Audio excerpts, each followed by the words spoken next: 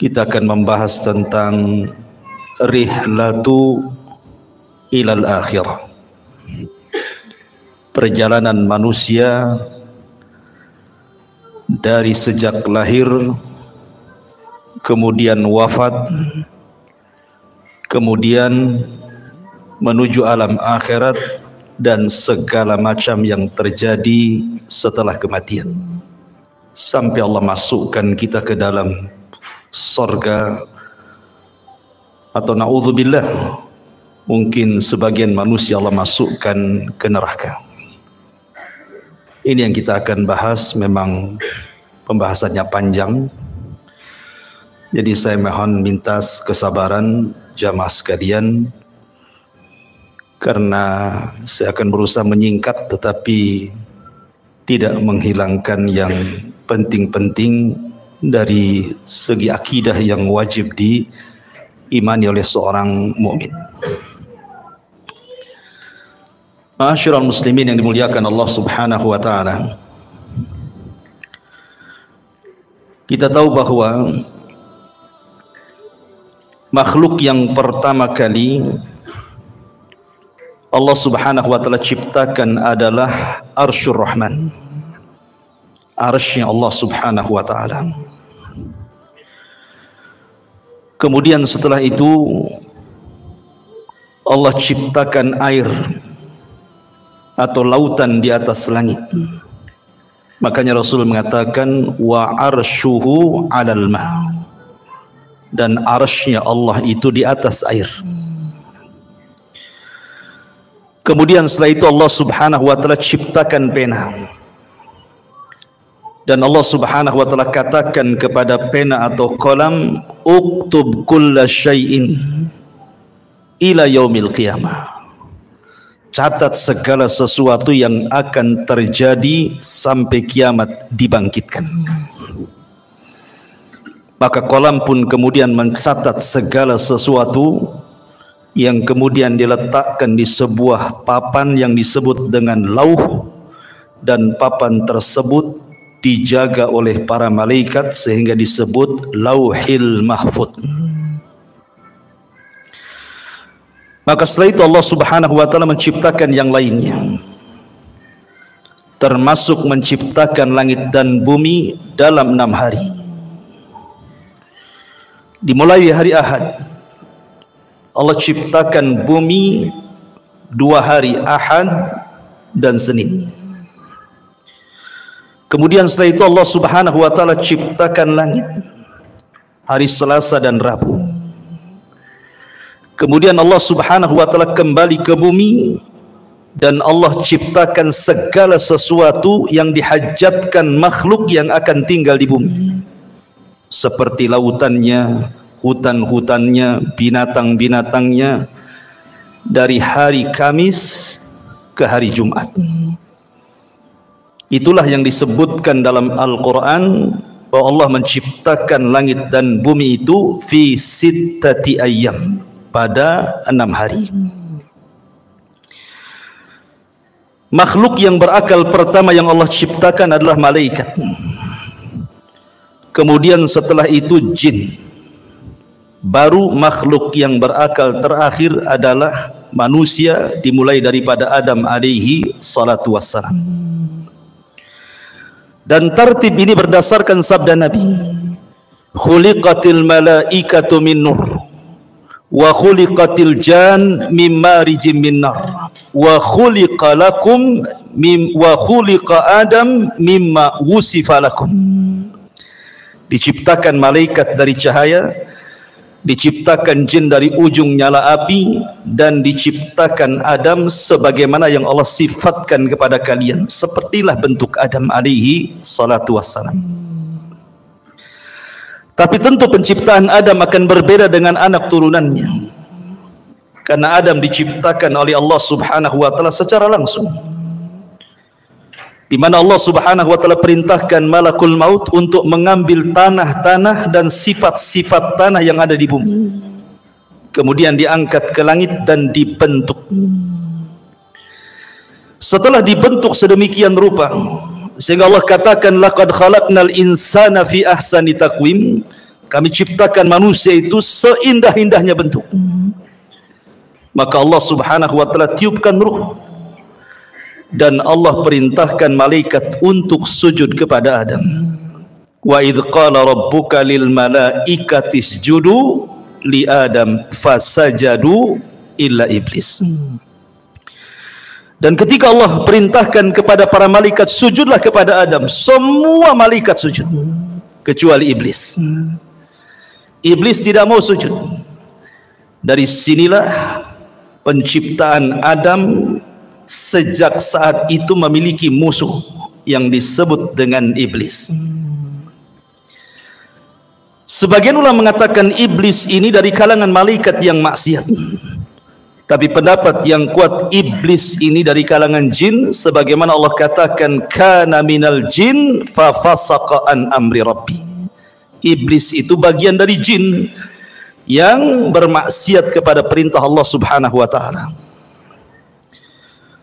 Kemudian Adam alaihi salatu wassalam Allah masukkan ke dalam sorga. Sorga itu sesuatu yang nikmat di dalamnya. Ada kebun-kebunnya, ada tanam-tanamannya, ada rumah-rumah yang indah, istana-istana yang megah, sungai-sungai yang luar biasa. Namun karena Adam hidup sendirian, Adam ketakutan di sorga. Sehingga Allah subhanahu wa ta'ala kehendaki untuk menciptakan satu makhluk yang akan menemani Adam di sorga. Tidurlah Adam. Tiba-tiba Allah ambil tulang rusuk yang paling atas, yang dekat jantung, yang paling bengkok sebelah atas, kemudian diciptakan Hawa dari tulang itu. Makanya Rasul mengatakan khuliqatil mar'atu min dila'in. Manusia, wanita itu diciptakan dari tulang rusuk yang paling atas, yang paling bengkok, yang dekat dengan jantung. Tiba-tiba Adam bangun, rupanya di sampingnya ada Hawa. Adam kaget dan mengatakan, man anti, siapa anda? Maka wanita ini mengatakan, ana Hawa. Hawa itu oksigen artinya. Kenapa disebut Hawa? Karena dicipta dari benda yang hidup. Adam itu makhluk yang hidup. Hawa tercipta dari Adam, maka disebut Hawa. Kemudian Adam mengatakan, untuk apa engkau ciptakan? Untuk apa Allah ciptakan dirimu? Hawa mengatakan, untuk menjadikan ketenangan bagimu. Dari sini Allah katakan, wa min ayatihi an khalaqalakum min anfusikum azwaja litaskunu ilaiha wa ja'ala bainakum mawaddatan wa rahmah inna fi dzalika laayatin liqaumi yatafakkarun. Kalau dengar ayat ini rasanya ingat waktu kawinnya. Dan ini ayat yang biasa dibaca orang kalau menikah, ya. Khutbah nikahnya mesti baca ayat ini. Wa min ayatihi, dan dari tanda-tanda kebesaran Allah, an khalaqalakum, Allah menciptakan kalian. Min, dari ciptaan ini Allah ciptakan yang lainnya, azwaja, menjadi berpasang-pasangan. Untuk apa pasangan diciptakan? Litaskunu ilaiha, supaya memberikan ketenangan. Di mana suami tenang dengan istrinya, istri tenang dengan suaminya. Makanya orang yang tidak pernah menikah nggak akan tenang. Saat tenang-tenangnya pun tidak akan tenang dia.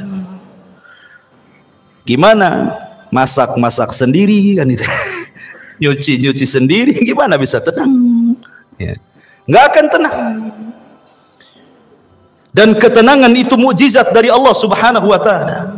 Dengan ketenangan itu lahirlah mawaddatan warahmah. Timbul rasa cinta, timbul pula kasih sayang di situ. Padahal sebelumnya tidak saling mengenal. Terkadang main jodoh-jodohan saja tuh. Tapi dari sini Allah ciptakan Hawa untuk Adam, supaya Adam tenang di sorga. Tapi dengan hikmah Allah subhanahu wa ta'ala yang Allah kehendaki, yang sudah dicatat di Lauhil Mahfuz, Adam pun harus melakukan satu maksiat di sorga. Ketika Allah Subhanahu wa taala katakan wala taqraba hadhihi syajarah, jangan dekat-dekat pohon ini. Dekat saja tidak boleh, apalagi makan. Begitu bahasa Quran. Seperti Allah mengatakan wala taqrabu zina, dekat zina saja tidak boleh, apalagi berzina. Karena kalau sudah mendekat pasti melihat, kalau sudah melihat penasaran, kalau penasaran ingin pula mencicipi, akhirnya kemudian memakannya. Ada kisah Israiliyat. Ini kisah Israiliyatnya. Kisah Israiliyat itu tidak mengapa dikisahkan, tapi jangan didustakan, jangan dibenarkan. Makanya Rasul mengatakan hadithu an Bani Israil wala haraj. Tidak mengapa kisahkan Bani Israel kalau itu tidak bertentangan dengan syariat Islam. Adam itu tidak memakan buah sampai habis, tidak. Dia hanya nyicipi sedikit saja. Ketika kemudian sampai di tenggorokan, Adam ingat. Maka keselaklah Adam. Makanya setiap laki-laki pasti ada hulkumnya di sini. Ada yang benjolan di sini kan? Ya. Itu karena Adam keselak katanya. Keselak buah itu di sini. Buah khuldi. Adapun Hawa habis pula dia. Wah, beda pula laki-laki dengan perempuan. Biasanya perempuan agak rakus ya. Habis dia. Dengan sebab itulah maka Allah Subhanahu wa taala uji Hawa dengan keluar darah haid.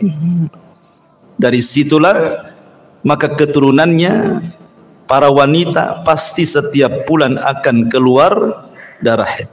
Ini kisah Israiliyat. Maka kemudian Allah Subhanahu wa taala murka. Kemudian Allah Subhanahu wa taala usir Adam, Hawa dan iblis. Dan Allah katakan qulna bitu minha jami'a. Keluar kalian semua dari surga. Hei Adam, hei Hawa, hei iblis, keluar. Fa imma ya'tiyannakum minni hudan fala khaufun alaihim walahum yahzanun. Kelak setelah kalian bertiga di bumi, kami akan turunkan petunjukku. Maka siapa yang mengikuti petunjukku tidak akan merasa takut dan tidak akan bersedih hati. Dalam ayat yang lain, fala yadhillu wala yashqa. Tidak akan tersesat dan tidak mungkin celaka.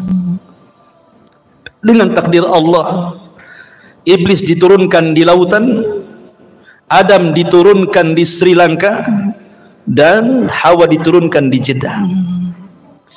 Maka iblis membuat istananya di atas air. Kemudian Adam harus berjalan entah berantah ke mana. Begitu juga Hawa, tidak dijelaskan waktunya. Tiba-tiba kemudian keduanya berjumpa di Muzdalifah. Kemudian keduanya pun akhirnya sampai di Arafah. Disebut Arafah karena Adam mengetahui Hawa dan Hawa pun mengenali Adam, maka disebut Arafah. Arafah itu artinya mengetahui. Maka dari situlah Allah ajarkan satu kalimat. Kalimat yang siapapun membacanya gugur semua dosanya. Apa kalimatnya? Rabbana zalamna anfusana wa illam taghfir lana wa tarhamna lanakunanna minal khasirin. Inilah kalimat yang pertama diucap di kolong langit. Adam dan Hawa diajarkan kalimat ini. Fatalaqqa Adam min rabbihi kalimat. Rabbana zalamna anfusana ya Rabb. Kami telah mendolimi diri-diri kami. Kalau engkau tidak merahmati dan tidak mengampuni dosa kami, tentu kami termasuk orang-orang yang merugi. Maka Adam dan Hawa pun Allah ampuni dosa-dosanya. Kemudian keduanya diizinkan untuk masuk ke haram. Maka Adam pun menetap di tempat yang di situ dibangun Ka'bah hari ini. Itulah tempat pertama di bumi Allah diibadahi oleh manusia. Disitulah Adam beribadah bersama Hawa. Kemudian Allah Subhanahu wa taala takdirkan Adam berhubungan dengan Hawa. Dari sini anak turunan Adam penciptaannya berbeda. Sebagaimana hadis Abdullah ibn Mas'ud radhiyallahu anhu, ketika Allah Subhanahu wa taala menciptakan manusia, pertama kali Allah pertemukan air sperma, kemudian masuk ke rahim perempuan, maka 40 hari menjadi segumpal nutfah sperma. Kemudian 40 hari berikutnya menjadi segumpal darah. Kemudian 4 hari berikutnya menjadi segumpal daging. Kemudian terangkailah badan manusia. Artinya kalau sudah 4 bulan sudah berbentuk tuh. Mana kepalanya, mana tangannya, mana badannya, mana kakinya, di USG pun tahu kelaminnya sekarang. Disitulah Allah tiupkan ruh lewat para malaikat, dan Allah perintahkan malaikat itu tiupkan ruh kepada janin itu. Kemudian catat rizkinya, catat amalannya, catat ajalnya, catat su'ul khotimah dan husnul khotimahnya.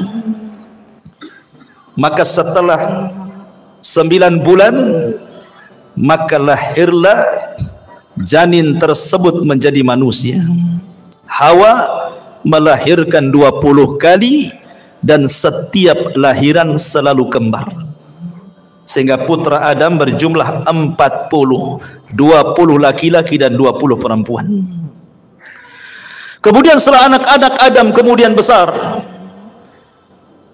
kita tahu bahwa tujuan diciptakan manusia itu disebut khalifah, karena Allah yang mengatakan inni ja'ilun fil ardi khalifah. Apa sih khalifah itu? Khalifah itu artinya yakhlufu ba'duhu ba'dha. Artinya manusia ini makhluk yang bergenerasi. Meninggal generasi pertama, lahir generasi kedua. Meninggal generasi kedua, lahir generasi ketiga, dan begitu seterusnya. Itu disebut khalifah. Sehingga Adam harus punya keturunan, karena Adam tidak mungkin hidup selamanya. Anak-anaknya pun tidak mungkin hidup selamanya. Makanya Allah syariatkan kepada anak-anak Adam untuk menikah, tetapi dengan cara silang, di mana masing-masing kembaran tidak boleh menikah dengan kembarannya, tetapi disilangkan dengan kembaran orang lain. Maka anak terbesar Qabil dan adiknya Habil diperintah untuk menyilang. Tiba-tiba Qabil terfitnah oleh iblis.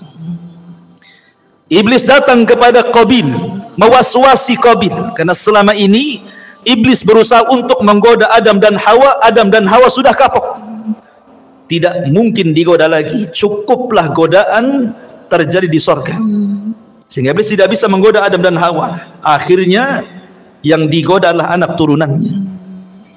Datang kepada Qabil dan mengatakan jangan mau, itu kembarannya si Habil itu jelek, kembaranmu cantik, ngapain kau dapat jelek, bagus dapat yang cantik.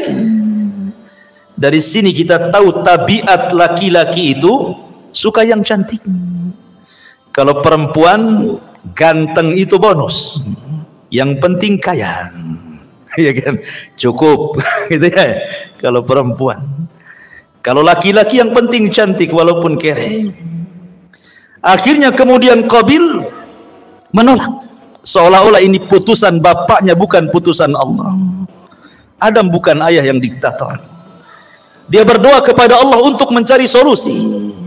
Maka Allah Subhanahu wa taala perintahkan keduanya untuk berkurban. Dan Allah katakan watslu alaihim naba abnai adam bil haqq idh qarraba qurbanan fatuqbila min ahadihima wa lam yutaqabbal minal akhar. Ya Muhammad, bacakan kepada mereka tentang kisah 2 putra Adam yang dua-duanya berkorban untuk memperebutkan pasangannya. Allah terima salah satunya dan Allah tolak yang lainnya. Yang ditolak korbannya adalah Qabil, yang diterima korbannya adalah Habil. Qabil marah dan mengatakan la aqtulannak, saya akan bunuh kamu. Karena Habil mewarisi sifat Adam. Dia mengatakan la imbasatta yadaka litaqtulani ma ana bibasiti yadiya ilaika liaqtulaka inni akhafullah. Kalau engkau hendak membunuhku silahkan, tapi aku tidak akan membunuhmu karena aku takut kepada Allah Subhanahu wa taala. Betul, Qabil berhasil membunuh Habil. Inilah pembunuhan pertama yang disebabkan hasad pertama di alam semesta. Meninggal Habil. Qabil bingung bagaimana cara penyelenggaraan jenazah, karena kan belum pernah ada orang mati saat itu. Baru Habil orang yang pertama kali mati. Mau diapakan jasad ini? Akhirnya kemudian Qabil melihat ada burung gagak yang sedang berkelahi dengan temannya. Kemudian dibunuh salah satunya. Kemudian dengan tangannya dikorek-koreklah tanah itu. Kemudian dimasukkan kawan yang dibunuhnya. Kemudian dipendam lagi. Kata Qabil, duhai kiranya aku bisa mengambil pelajaran dari gagak itu. Akhirnya dia pun menguburkan abangnya Habil seperti menguburkan burung gagak yang membunuh temannya. Singkat cerita, Adam pun sedih, maka Qabil pun mengambil kembarannya kemudian berpisah dari kelompok Adam. Adam di atas perbukitan, Qabil pun membawa pasangannya ke lembah yang ada di bawah. Terjadilah dua kelompok, kelompok atas perbukit dan kelompok bawah di lembah. Maka kemudian Adam pun meninggal, Hawa pun meninggal. Maka wasiat-wasiat Adam terus akhirnya ditanamkan di anak didiknya sampai kepada Allah angkat Nabi kedua setelah Adam, namanya Syith. Syith inilah yang menjaga kabilah Adam. Sementara tidak diutus Nabi kepada kabilah Qabil. Rusaklah Qabil dan semua anak cucunya. Dari sini terjadi antara hak dan yang batil sudah ada. Tapi ingat, belum terjadi kesyirikan di zaman itu. Mereka masih menyembah Allah. Cuman rusak moralnya saja. Qabil dan turunannya moralnya rusak. Tapi Syith dan kaumnya masih mengikuti wasiat Adam. Apalagi Syith diberikan suhuf oleh Allah Subhanahu wa taala untuk membimbing umatnya. Singkat cerita, akhirnya Syith meninggal dunia. Kemudian diutus Idris kepada mereka, nabi setelah Syith.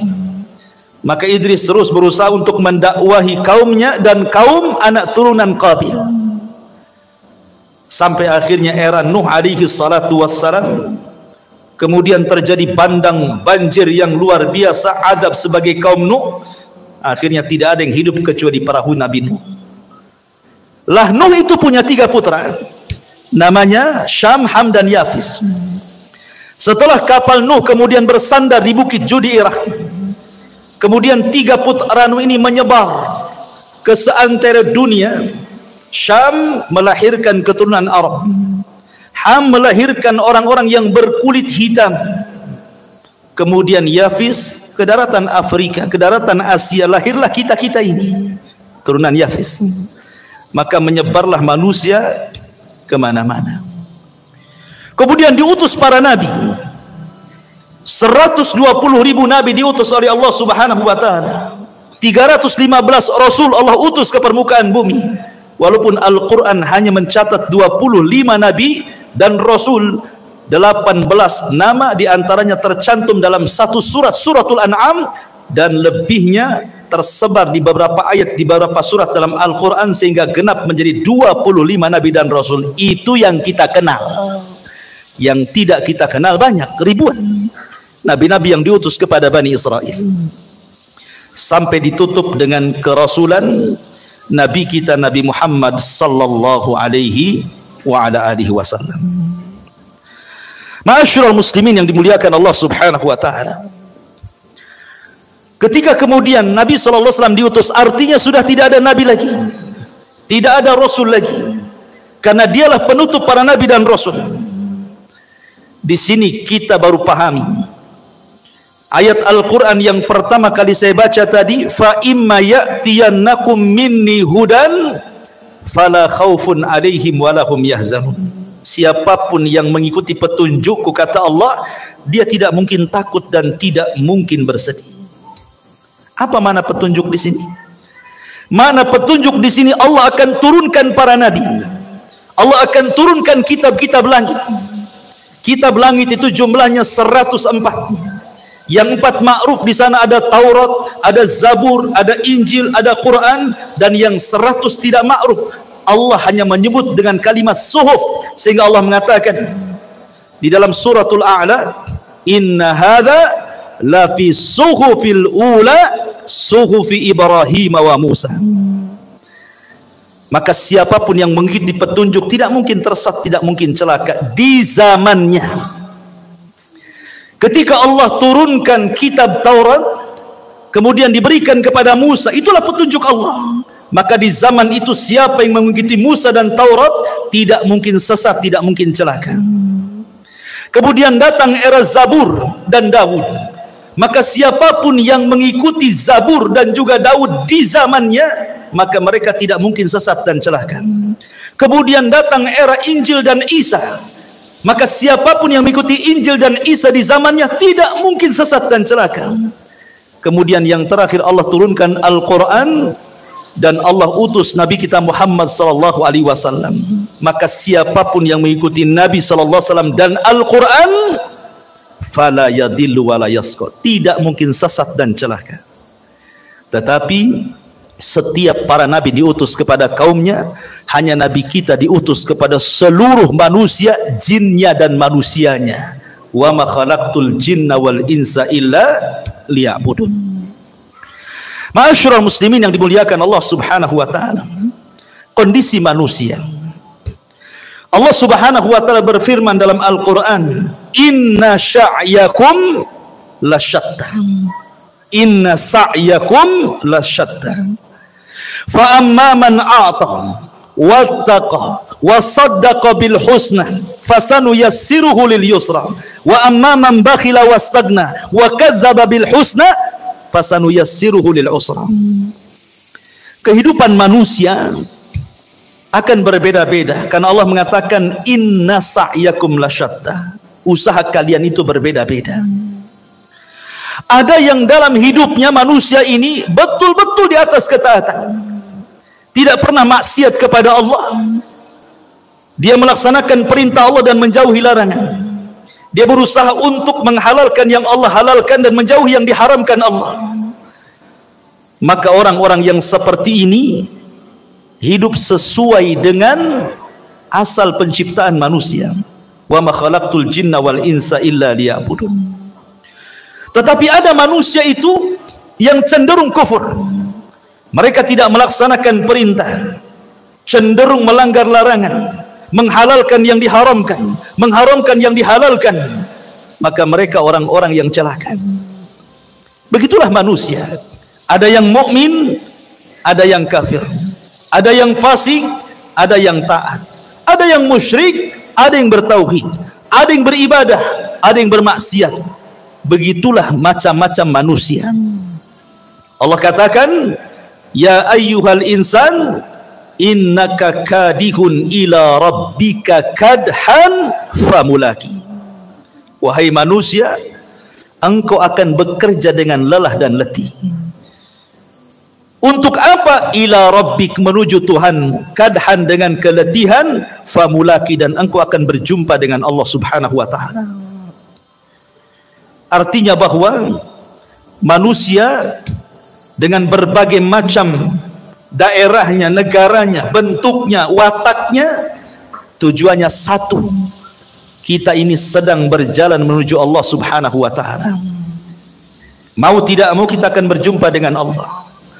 Tapi ada yang berjumpa dengan Allah, Allah senang dengan kita.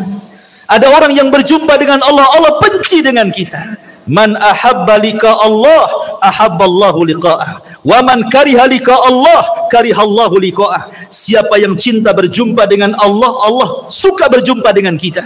Siapa yang benci berjumpa dengan Allah, Allah pun benci dengan kita.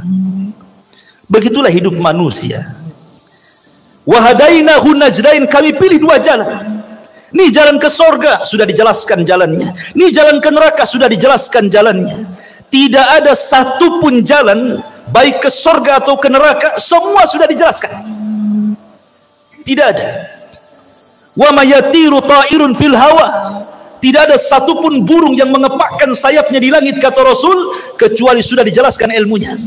Artinya apapun yang mendekatkan diri ke sorga sudah dijelaskan, apapun yang bisa menjauhkan dari neraka sudah jelaskan, sehingga tidak ada alasan Anda tidak bisa berhujah lagi di hadapan Allah Subhanahu wa ta'ala, karena semua sudah diberikan fasilitasnya. Allah Subhanahu wa ta'ala hanya minta kepada kita bersyukur. Ingat 5 kaidah: al-ijad, al-i'dad, al-imdad, kemudian al-irsyad, al-is'ad. Pertama, ijad. Allah menciptakan langit dan bumi. Untuk siapa? Untuk kita. Ya. Allah ciptakan langit dan bumi itu untuk kita loh. Lihat matahari di langit, untuk siapa? Untuk kita. Kalau nggak ada matahari, ibu-ibu nggak bisa jemur pakaian. Kan itu ya. Mungkin kalau nggak ada matahari, PLN sibuk tuh, karena harus menerangi bumi 24 jam. Mungkin antum tiap bulan mungkin gerutu-gerutu, mahal kali listrik ini. Padahal sekarang listrik cuma setengah hari saja kan, malam saja. Itu saja kalau naik udah demo tuh. Gimana kalau nggak ada matahari? Iya kan? Bulan untuk siapa? Untuk kita. Ya. Kita bisa mengambil keindahan bulan, bintang-bintang, macam-macam. Apalagi bumi, itu disebut ijad. Allah siapkan tuh langit dan bumi untuk manusia. Kemudian yang kedua, al-i'dad. Setelah Allah ciptakan, Allah persiapkan fasilitasnya. Allah ciptakan lautan dengan berbagai macam jenis ikan-ikannya. Entah berapa jumlah ikan kita tidak tahu, dengan berbagai macam warnanya. Siapa yang ngecat ikan satu-satu? Sudah terwarnai semuanya kan? Nggak ada orang yang sanggup ngecat ikan satu lautan. Ada yang merah, ada yang hijau, ada yang macam-macam kan warna itu. Kalau bukan karena Allah. Allah ciptakan hutan dan berbagai macam tumbuh-tumbuhan dan buah-buahannya. Allah ciptakan kebun sawah dan Allah ciptakan berbagai macam biji-bijiannya. Allah ciptakan semuanya. Allah persiapkan fasilitasnya. Kemudian yang ketiga, al-imdad. Allah perbanyak. Satu pohon mangga, buahnya mungkin ada 100-200 mangga. Dari 300 atau 400 mangga yang di satu pohon itu kan semua ada bijinya tuh. Kalau seandainya dari 100 buah mangga di satu pokok mangga ini, bijinya ditanam semuanya, dari satu tumbuh 200. Ya kan? Bahkan ada satu buah itu bijinya ratusan tuh. Seperti buah apa tuh? Yang ratusan itu. Delima, kan coba. Satu pohon delima nih, buahnya kan banyak. Ini satu buah saja kalau tertanam semua bijinya, tumbuh macam-macam delima. Itu artinya Allah tidak putus pohon sampai di situ. Ada generasi pohon yang jauh lebih banyak lagi dari turunannya. Itu namanya al-imdad. Allah tidak akan putus nikmatnya. Ikan, satu ikan lahir anaknya ratusan ikan. Dari ratusan ikan lahir lagi ribuan ikan. Nggak akan terputus. Itu namanya imdad. Allah tidak akan memutus nikmat. Kemudian setelah itu yang keempat, al-irsyad. Allah arahkan manusia, mana ikan yang bisa dimakan, mana yang tidak, mana buah yang bisa dimakan, mana yang tidak, mana daun-daunan yang bisa dilalap, mana yang tidak, mana yang bisa dijadikan obat, mana yang tidak, mana yang mengenyangkan, mana yang tidak. Irsyad diarahkan, karena tidak semua bisa dimakan kan. Baru yang terakhir, al-is'ad. Manusia dapat mengambil faedahnya. Dengan makan ini jadi kenyang, makan itu jadi kenyang, minum ini jadi sehat, minum itu jadi hilang penyakit. Bahagia manusia. Allah itu sudah memberikan nikmat segalanya. Makanya Allah mengatakan, fabi ayyi ala'i rabbikuma tukadziban. Nah, nikmat mana lagi yang akan kau dustakan? Nikmat mana lagi? Nggak ada ceritanya orang kelaparan kalau dia mau usaha. Orang tinggal datang ke sungai mancing dapat ikan dia. Sungai itu kan bukan milik orang. Lautan bukan milik orang. Bawa perahu nelayan tuh memanggil, ada tiketnya masuk lautan? Nggak bisa, nggak ada. Mungkin di tengah lautan ada malaikat, kau bayar dulu baru kau. Nggak ada, ya kan? Anda tanam biji di sawah tuh, tinggal nunggu saja. Allah yang menghidupkan, bukan antum suruh niup-niup dia tumbuh, kan gitu ya. Tumbuh sendiri, kita tawakal saja tuh. Padi tumbuh, jagung tumbuh, semua tumbuh kan gitu. Siapa yang menumbuhkan? Allah. Allah hanya minta satu, la in syakartum la azidannakum. Kalau kalian bersyukur, ku tambah. Dengan apa cara bersyukurnya? Kita disuruh untuk beribadah, itu saja. Disuruh untuk beribadah, itulah syukurnya. Makanya Allah mengatakan falyabudu rabb hadzal bait alladzi at'amahum min ju'in wa amanahum min khauf. Allah sudah berikan rasa kenyang dari rasa lapar. Allah sudah berikan rasa tenang dari rasa ketakutan. Allah hanya minta falyabudu rabb hadzal bait, sembah Rabb pemilik Ka'bah ini, Allah, itu saja. Tetapi ada manusia yang syukur, ada juga yang ingkar. Itulah manusia. Memang manusia diciptakan seperti itu. Ma'asyiral muslimin yang dimuliakan Allah Subhanahu wa taala. Allah Subhanahu wa taala tidak akan mengekalkan dunia. Dunia ini ada batas waktunya. Sejak zaman Adam alaihi salatu wassalam sampai diutusnya Nabi kita yang mulia alaihi salatu wassalam, artinya usia bumi itu semakin dekat dari kehancurannya. Karena Rasul yang mengatakan bu'istu ana was-sa'ah kahataini, diutusnya aku dengan tegaknya hari kiamat seperti ini. Rasul menegakkan syababah, telunjuk dengan jari tengah kemudian merapatkannya, artinya dekat sekali waktunya.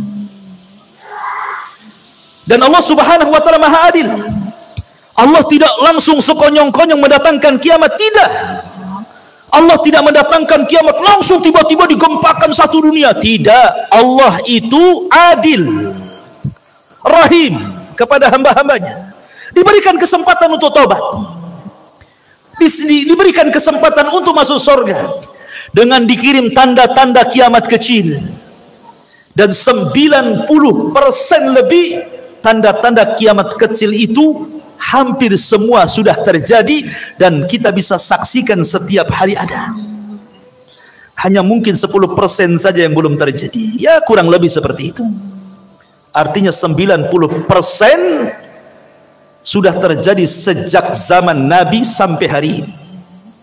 Karena tanda-tanda kiamat kecil itu ada yang terjadi di zaman Nabi dan tidak akan terulang. Seperti terbelahnya bulan, itu di zaman Nabi saja, nggak mungkin terulang lagi. Ya. Kemudian diutusnya Rasul dan meninggalnya Nabi sekali saja, nggak mungkin Nabi dihidupkan lagi. Tapi ada tanda-tanda yang terus dari zaman Nabi sampai hari ini akan terulang, seperti perzinahan, minum khamr, perjudian, dan begitu seterusnya. Tapi ada tanda-tanda kiamat kecil yang belum terjadi dan pasti terjadi. Dan ada tanda-tanda kiamat kecil yang diselipkan di antara tanda-tanda kiamat besar. Apabila semua tanda-tanda kiamat kecil, ikhwan, sudah ada, sudah terjadi, maka Allah Subhanahu wa taala akan kirim tanda-tanda alamatus sa'atil kubra, tanda-tanda kiamat besar. Muqaddimahnya dengan khurujul Mahdi, keluarnya Imam Mahdi. Kemudian setelah itu khurujul Dajjal, keluar Dajjal. Dajjal ini akan keluar selama 40 hari. Satu hari sama dengan setahun, hari kedua sama dengan sebulan, hari ketiga sama dengan sepekan, dan hari keempat sama dengan hari-hari waktu yang kita lalui. Sampai sahabat bertanya Rasul, yang satu hari bagikan satu tahun, cemana solatnya? Maka Rasul mengatakan, solatlah dengan cara mengira-ngira waktu. Oh, kalau dari asar ke maghrib sekian jam, berarti masuk waktu maghrib. Dari maghrib ke isya, cuma 2 jam, berarti masuk waktu isya. Karena 1 tahun lama, ikhwan. Dan dari sini menunjukkan Dajjal itu bukan hanya masuk ke daerah-daerah yang normal waktunya, tetapi juga masuk ke daerah-daerah kutub yang terkadang satu harinya lama sekali. Artinya tidak ada satu tempat kecuali diinjak Dajjal, kecuali Mekah dan Madinah. Kemudian Isa bin Maryam turun, diapit dengan 2 malaikat di menara putih sebelah timur Damaskus. Kemudian akan bergabung dengan tentara Al-Mahdi di Bukit Tur dan memerangi Dajjal.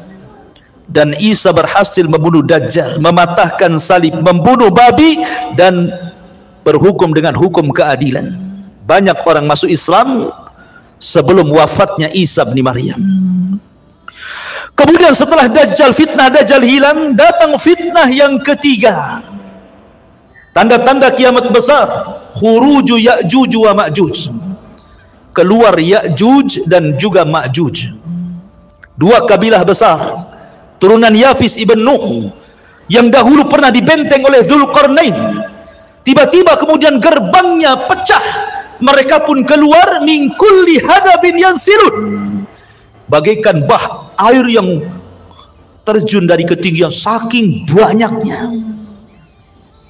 Sehingga ketika rombongan yang pertama keluar melintasi danau Tiberias, mereka pun minum dari danau itu. Kemudian rombongan yang terakhir bingung karena airnya habis diminum Ya'juj wa Ma'juj. Kata yang terakhir, tadi barusan ada air, kemana air itu? Maka Ya'juj dan Ma'juj, setiap yang melewati hijau pasti akan kering, yang basah pasti kering. Fitnahnya luar biasa. Dia akan membunuh ras di luar kelompoknya. Dan jumlah mereka satu dari kita, 999 dari mereka. Makanya Rasul mengatakan, kau tidak bisa menghadapinya. Maka Allah mengatakan, ya Isa, selamatkan orang-orang yang selamat, sembunyi di Bukit Tur, karena engkau tidak bisa memeranginya. Akhirnya kemudian Ya'juj wa Ma'juj merusak di permukaan bumi, membunuh orang di luarasnya. Akhirnya dia sombong, kemudian mengatakan, qatalna man fil ardi sanaqtuluhu man fis sama, katanya. Aku sudah bunuh semua orang yang ada di bumi, sekarang yang di langit ku bunuh, katanya. Saking sombongnya. Akhirnya panahnya diarahkan ke langit, tombaknya diarahkan ke langit. Maka Allah mengatakan, wa makaru makran wa makarna makran wallahu khairul makirin. Mereka hendak membuat makar, Allah juga punya makar, dan sebaik-baik makarlah makar Allah. Allah sengaja panah itu disedot sampai ke awan, dibalikkan dengan ujung-ujungnya ada darah, seolah-olah mereka sudah membunuh makhluk yang di langit. Makin sombong mereka, dan mereka mengatakan, sudah tidak ada makhluk kecuali sudah kubunuh semua, kata Ya'juj dan Ma'juj. Maka Isa berdoa agar Allah membinasakan mereka. Dikirimlah naghaf, ulat-ulat kecil, kemudian menggigit tengkuknya, satu mati, semua mati. Tidak ada sejengkal di bumi kecuali ada bangkainya. Bagaimana cara membersihkannya? Isa berdoa agar Allah membersihkan bangkai Ya'juj dan Ma'juj. Dikirimnya burung-burung sebesar unta, mengambil bangkai itu, entah dibuang, entah berantah ke laut mana. Akhirnya bumi bersih, kemudian Allah hujani sehingga bumi semakin bersih, dan Allah berikan keberkahan bumi sebagaimana awal penciptaan bumi, sampai buah delima. Saking besarnya, orang bisa masuk 10 bahkan 20 orang ke cangkangnya. Segede apa tuh delimanya? Berarti kalau makan durian, gede kali durian tuh. Ya kan? Satu buah durian 20 orang udah kenyang. Ke kulitnya aja masuk orang tuh. Allah berkahi itu. Kemudian Isa pun diwafatkan. Maka berlalulah 3 tanda kiamat besar. Khurujud Dajjal, nuzulu Isa, khuruju Ya'juj wa Ma'juj. Kemudian datang tanda-tanda alamat besar. Apa itu? Keluar dukhan, asap yang tebal dari langit, yang tidak jadi pada Ramadan kemarin. Ini dukhan. Dukhan ini alamat tanda kiamat besar, dan itu tanda-tanda langit, bukan tanda-tanda bumi. Dukhan itu datang dari langit, bukan karena orang bakar hutan kemudian asapnya naik ke langit jadi dukhan. Memang sudah ada asap di langit tebal hitam. Siapapun yang menghirupnya, kalau dia seorang mukmin, paling tinggi bersin, sudah sakit kepala, demam. Tetapi kalau yang menghirupnya orang kafir, munafik, pelaku dosa besar, maka mereka akan merasakan kesakitan yang luar biasa, mengeluarkan darah dari telinga, hidung dan matanya, saking sakitnya. Akhirnya mereka berdoa, Allahumma kshif annal adzab, ya Allah, tolong hilangkan azab ini, kami akan bertobat. Akhirnya Allah pun hilangkan. Bertobat? Tidak juga bertobat.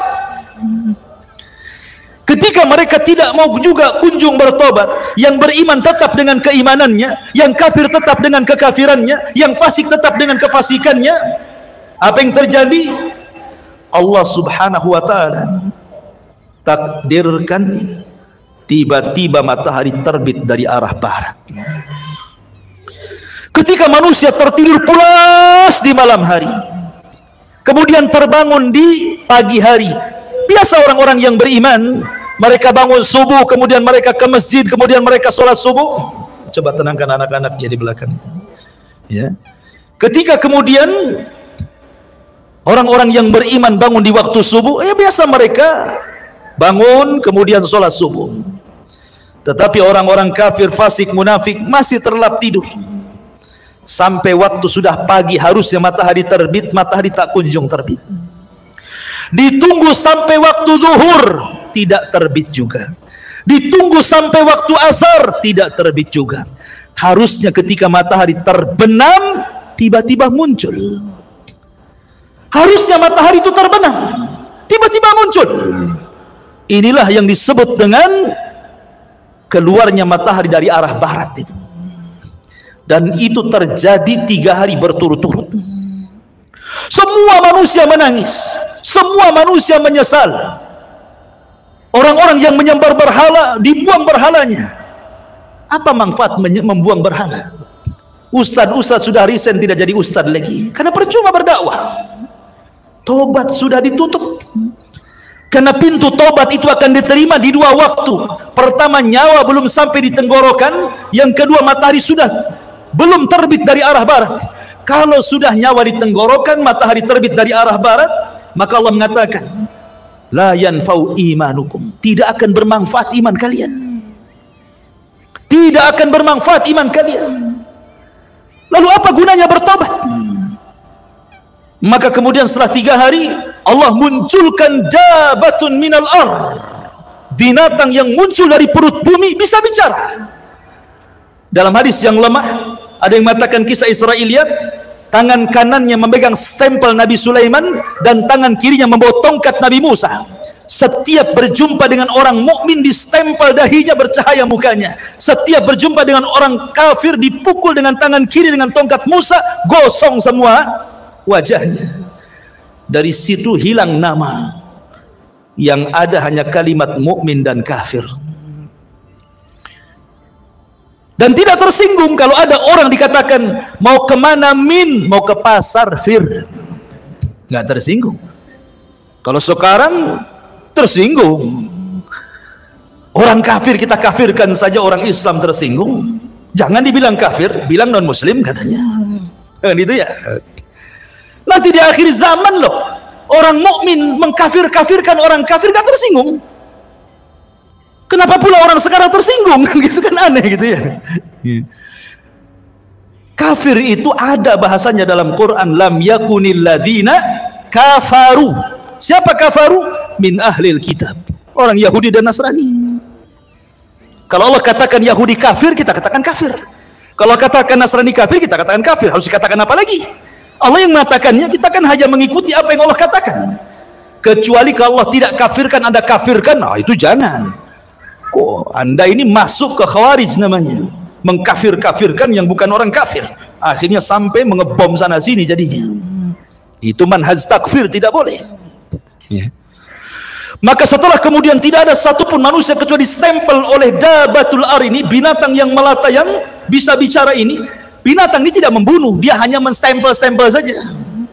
Kemudian binatang ini pergi entah berantah, hilang, kan ini tanda-tanda kiamat. Setelah itu kemudian Muncul tanda-tanda yang keberapa? Yang ke-7. Pertama, Dajjal. Kedua, turunnya Isa. Ketiga, munculnya Ya'juj dan Ma'juj. Keempat, asap tebal dari langit Tuhan. Kelima, terbit matahari dari arah barat.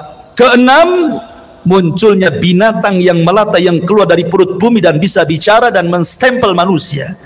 Ketujuh, terjadi gempa besar dari arah timur yang bukan hanya merobohkan satu desa, satu negara dirobohkan gara-gara gempa itu. Kemudian yang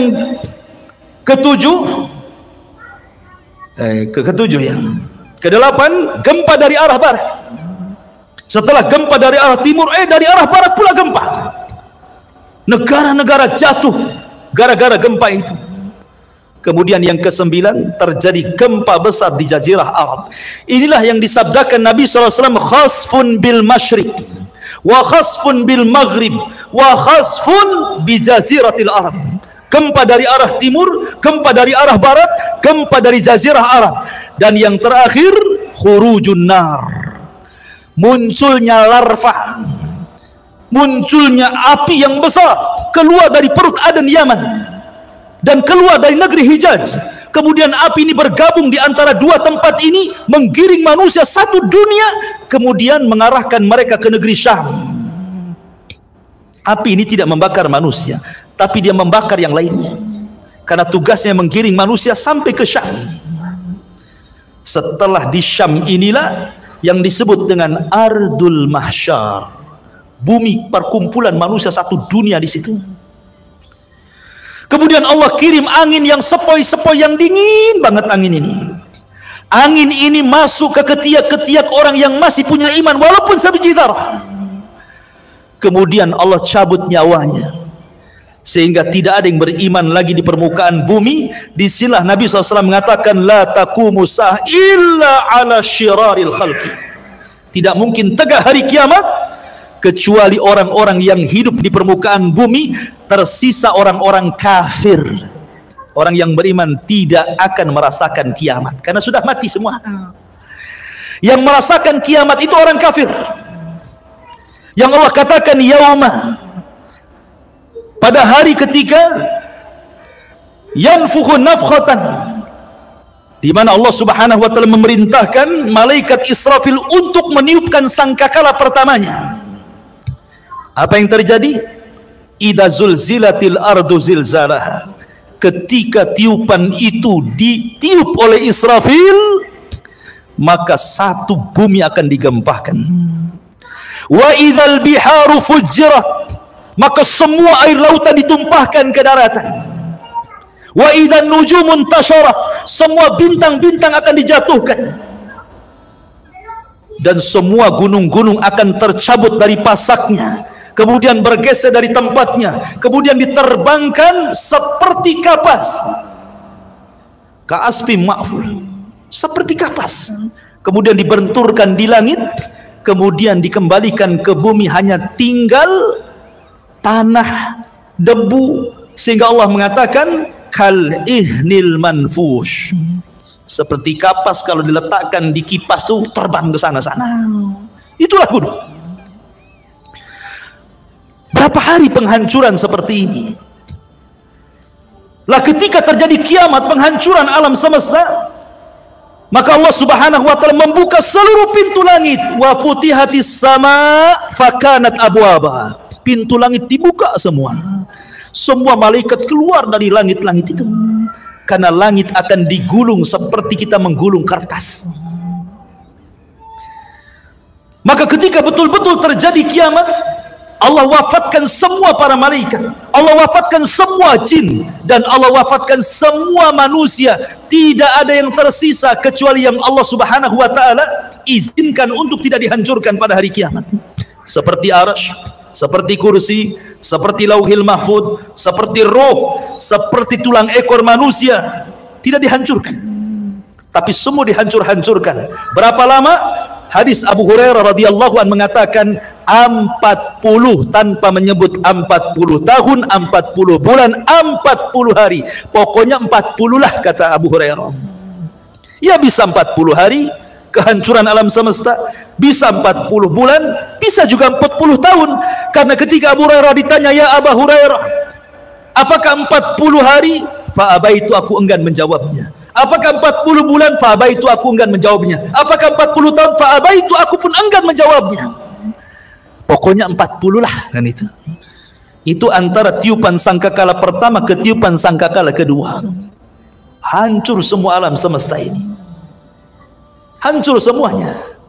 Inilah yang disebut dengan kiamatul kubra, kiamat besar. Ada kiamat kecil, ada kiamat besar. Kiamat kecil apa? Idza mata ahadukum qamat qiyamatuhu. Kalau salah seorang di antara kalian mati, itulah kiamatnya. Tapi kalau kiamat besar bukan 1-2 orang mati, semua mati. Jinnya mati, malaikatnya mati, manusianya mati, yang meniup sangkakala pun mati, malaikat maut pun mati. Malaikat maut aja ikut mati.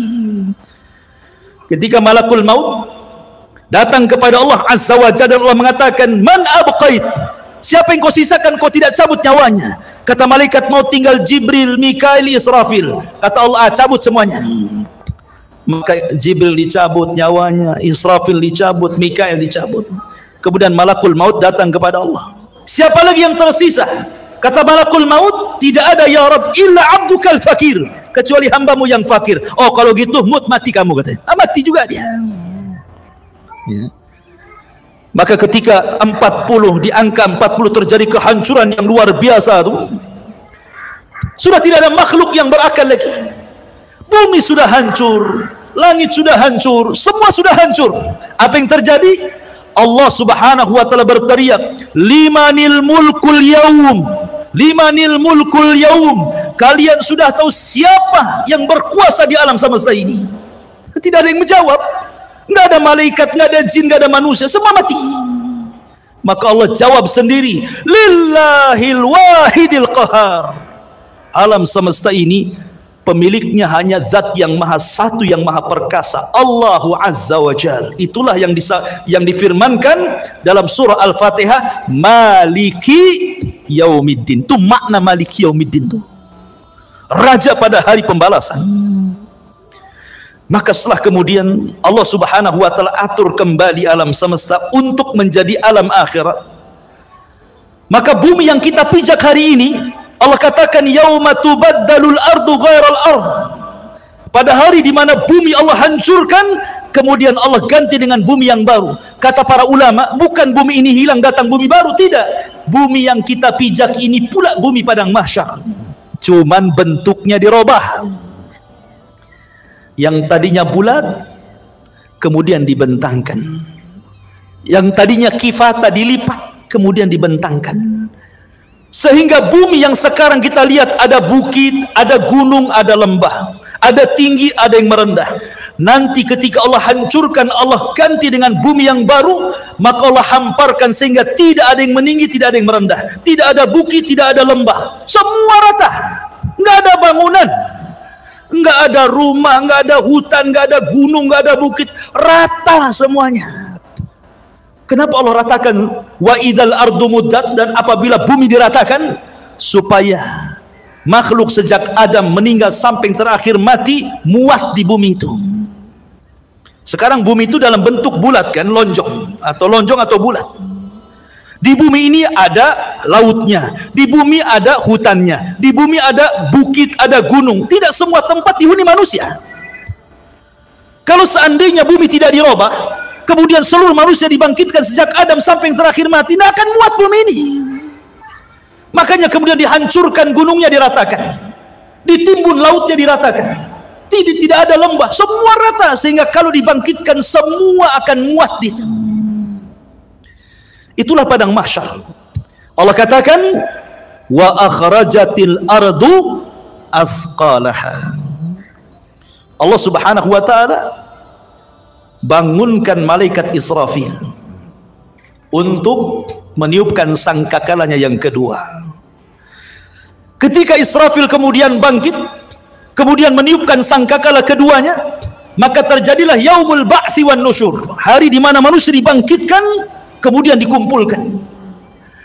Maka ketika itu Allah katakan, wa akhrajatil ardu athqalaha, kami keluarkan beban-beban bumi. Maksudnya manusia, bangkai-bangkai manusia itu semua terangkai kembali dari mana? Dari tulang ekor. Karena tulang ekor manusia tidak dihancurkan pada hari kiamat. Ketika Allah tiup, memerintahkan Israfil untuk meniup sangkakala yang kedua, dari tulang ekor setiap manusia itulah tercipta manusia kembali. Padahal sudah hancur dengan kiamat kan, tapi tulang ekor tidak hancur, karena dari situ Allah kembali ciptakan kita.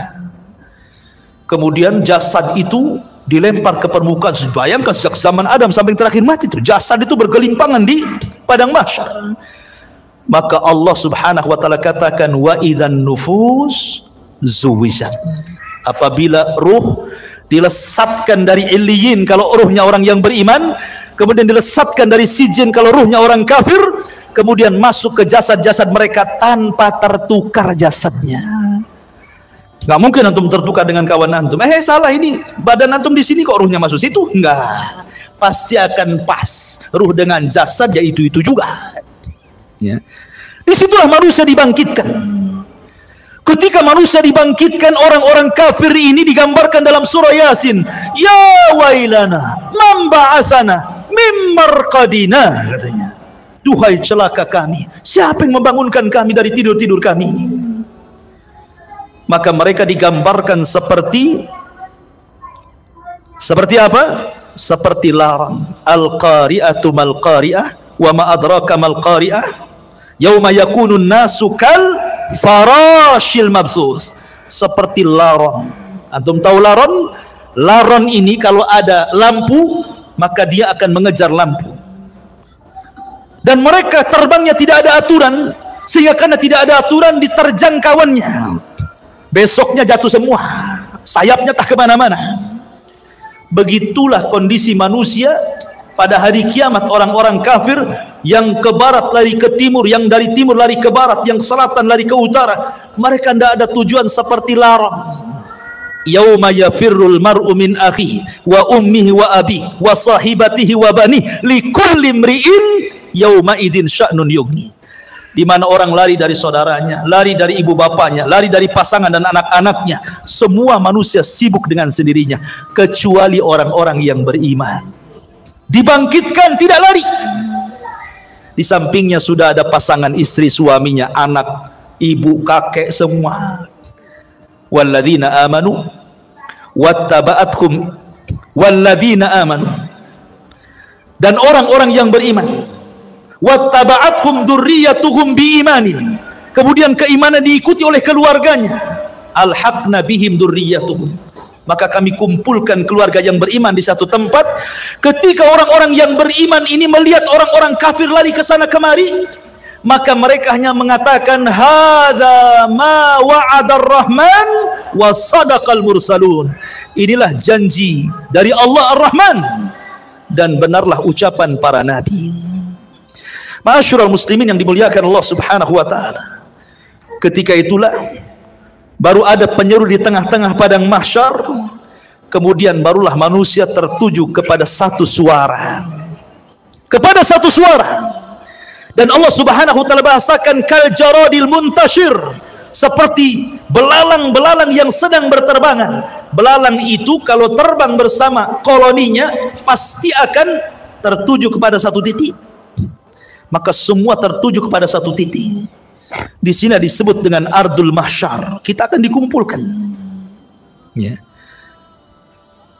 Ketika mereka dibangkitkan, Nabi SAW mengatakan, yuhsyarun nas yaumal qiyamah khufatan uratan ghurlan buhman. Ketika manusia dibangkitkan khufat, tidak pakai celana, tidak pakai baju, telanjang bulat.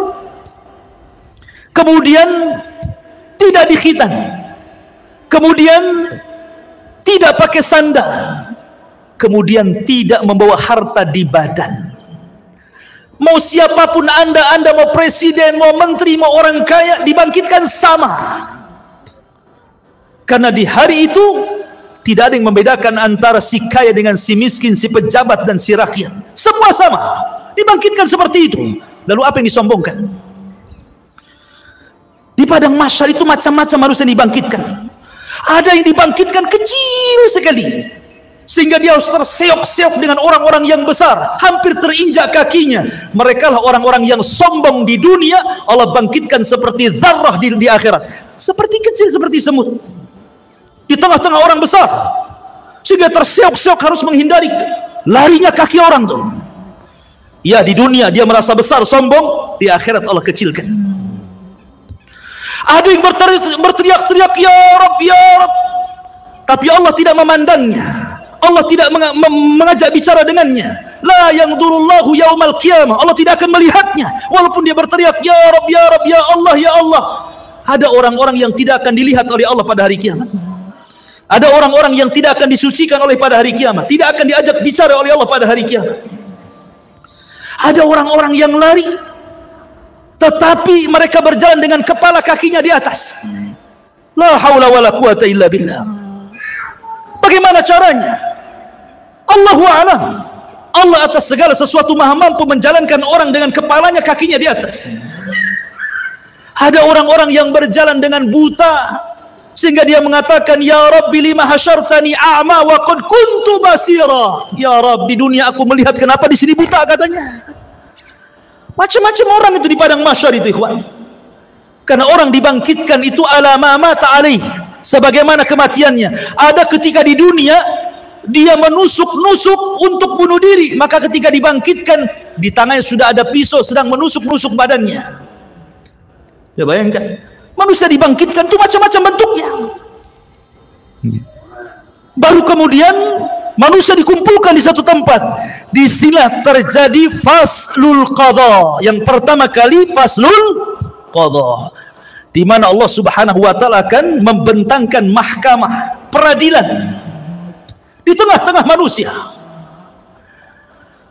Dan yang pertama kali diadili adalah para nabi. Para nabi, ikhwan, diadili dulu. Dengan cara apa? Para nabi dikumpulkan umatnya. Nuh bersama umatnya, Nabi Saleh bersama umatnya, Nabi Syuaib bersama umatnya, semua para nabi bersama umatnya. Kemudian Allah akan berkata kepada umatnya, ya umat Nuh, sudahkah Nuh menyampaikan risalahnya? Orang-orang kafir dari umat Nuh mengatakan, ya Rabb, Nuh tidak pernah menyampaikan risalah kepada kami. Mereka hendak berdusta.